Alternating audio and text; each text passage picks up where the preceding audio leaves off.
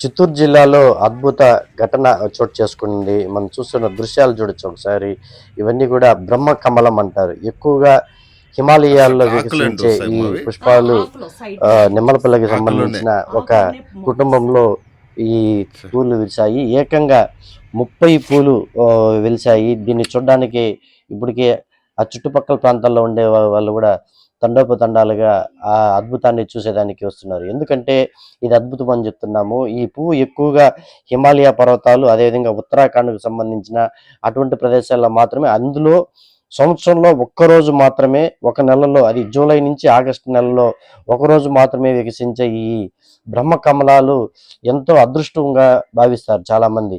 అలాంటిది ఏదైతే నిమ్మలపల్లికి చెందిన ఒక కుటుంబంలో ఒకే చెట్లు అంటే 30 పూలు ఒకే రోజు పూయడం అంటే నిజంగా వాళ్ళకి చాలా అదృష్టంగా భావిస్తున్నారు.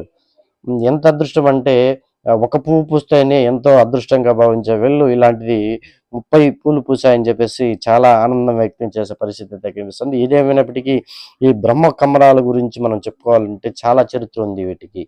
బ్రహ్మ స్వయాన బ్రహ్మదేవుడికి సంబంధించిన పూలుగా కూడా వీటిని చెప్పుకోవచ్చు.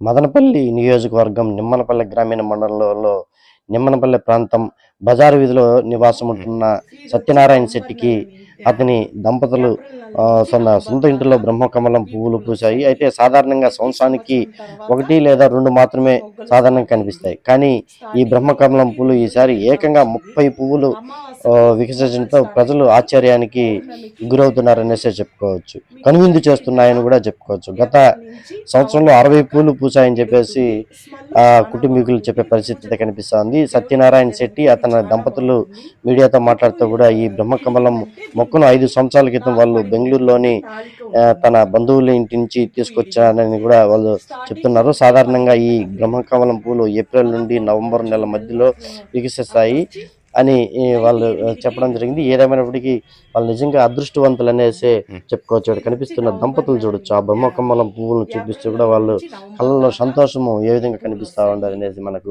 అర్థమవుతా ఉంది. తర్వాత ఈ మొగ్గలు స్టార్ట్ అయింది. స్టార్టింగ్లో 1, 2 ఇడగతా వచ్చింది.